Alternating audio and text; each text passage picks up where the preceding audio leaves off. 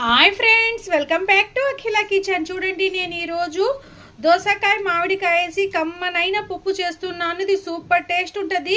దోసకాయ మామిడికాయ పప్పు నోటికి పుల్ల పుల్లగా కారం కారంగా నెయ్యితో తాలింపు వేసుకుంటే చాలా రుచిగా ఉంటుంది. ఫ్రెండ్స్, మీరు ఒకసారి ఇలా ట్రై చేయండి, సూపర్గా ఉంటుంది. ఇప్పుడు లేట్ చేయకుండా రెసిపీలో వెళ్ళిపోదాం.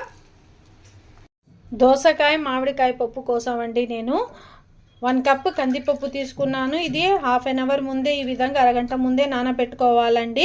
ఇందులో 2 పెద్ద సైజ్ టమాటాలు, నేను మామిడికాయలో కొంచెం మామిడికాయ తీసుకున్నానండి పులుపుదనం కోసం. ఎక్కువ పులుపుదనం పట్టదండి దోసకాయ పప్పులో, టమాటాలు కూడా వేస్తుల్లా. 1 దోసకాయ, ఆనియన్స్. ఇది 1 కప్ కందిపప్పుకి 2 కప్పుల వాటర్ తీసుకున్నాను. ఇది అరగంట ముందే నానబెట్టుకున్నాను కదండి. ఇందులో 1 మీడియం సైజ్ ఆనియన్, 4 వెల్లుల్లి రెబ్బలు వేసుకోవాలా. ఇందులోనే మేము కట్ చేసి పెట్టుకోనుల్లా టమాటాలు, 2 పెద్ద సైజ్ టమాటాలు కూడా వేసుకోండి. ఇందులోనే 4 పచ్చిమిర్చి చీలికలు ఈ విధంగా వేసుకోండి. మామిడికాయ ముక్కలు మీరు పులుపుదనాన్ని పట్టి వేసుకోండి ఫ్రెండ్స్. మీరు ఏమంటే చింతపండు కూడా వాడుకోవచ్చు. నేనైతే 4 మామిడికాయ ముక్కలు వేస్తున్నాను. ఈ దోసకాయ కూడా కట్ చేసి వేసుకోవాలండి. చూడండి, దోసకాయ ముక్కలు కూడా ఈ విధంగా కట్ చేసి తీసుకోవాలండి. దోసకాయ ముక్కలు వేసుకున్న తర్వాత ఇందులోనే 1/2 టీ స్పూన్ పసుపు, 1 టీ స్పూన్ నెయ్యి వేసుకోండి. ఈ విధంగా నెయ్యి వేసుకుంటే మాకు పప్పు చాలా కమ్మగా ఉంటుంది.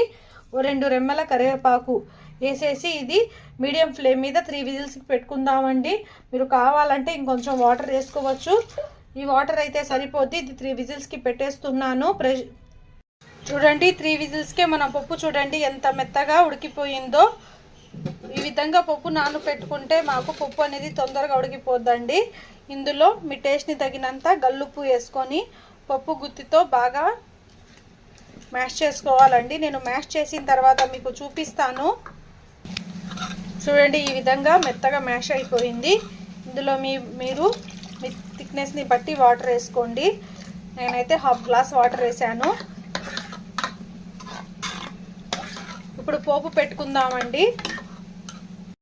స్టవ్ వెలిగించి గిన్నె పెట్టాను. గిన్నెలో 2 స్పూన్ నెయ్యి వేసుకోండి. పోపు నెయ్యితో వేసుకుంటే చాలా బాగుంటుందండి.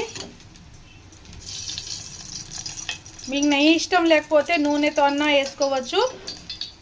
నెయ్యి వేసుకున్న తర్వాత నెయ్యి బాగా హీట్ అయిన తర్వాత 5-6 వెల్లుల్లి రెబ్బలు ఈ విధంగా దంచి వేసుకోండి. ఇందులోనే ఆవాలు, పోపు దినుసులు, జీలకర్ర కొంచెం ఎక్కువ వేస్తున్నానంటే జీలకర్ర ఫ్లేవర్ పప్పుల్లో బాగుంటుంది. ఇవి కొంచెం కాలిన తర్వాత కరివేపాకు వేసుకోండి. కరివేపాకు, కొంచెం ఇంగువ వేసుకొని ఇది కొంచెం వేడయ్యాక ఇందులోనే 1 స్పూన్ రెడ్ చిల్లీ పౌడర్ వేసేసి ఇది కొంచెం ఫ్రై చేసుకోవాలండి. మేము బాగా మ్యాష్ చేసి పెట్టుకొని పప్పు, ఈ పప్పు వేసేయాల వెంటనే.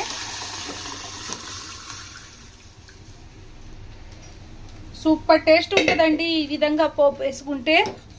రండి, పోపు వేసాక 5 మినిట్స్ అలా కొంచెం ఉడకనిద్దామండి. ఈ విధంగా పప్పు ఉడికితే ఈ పోపు మొత్తం దీనికి పట్టి చాలా బాగుంటుంది. నేను 5 మినిట్స్ తర్వాత మీకు చూపిస్తాను. చూడండి, మన పప్పు అయితే ఉడికిపోయింది. ఇప్పుడు స్టవ్ కట్టేస్తున్నాను. సూపర్ టేస్టీ దోసకాయ మామిడికాయ పప్పు సూపర్గా ఉంటుంది ఫ్రెండ్స్. నోటికి చాలా కమ్మగా ఉంటుంది. మీరు ఒకసారి ఈ విధంగా ట్రై చేసి ఏ విధంగా కుదిరిందో నాకు కామెంట్ రూపంలో తెలియచేయండి. ఎంత టేస్ట్గా ఉంటుందంటే ఫ్రెండ్స్ అంత టేస్ట్గా ఉంటుంది. Please like, share, subscribe friends. Subscribe my channel Akhila kitchen. ఇలాంటి మరిన్ని టేస్టీ అండ్ డిఫరెంట్ రెసిపీస్ కోసం మన ఛానల్ని సబ్స్క్రైబ్ చేసుకోవడం మాత్రం మర్చిపోబాకండి. Thank you for watching.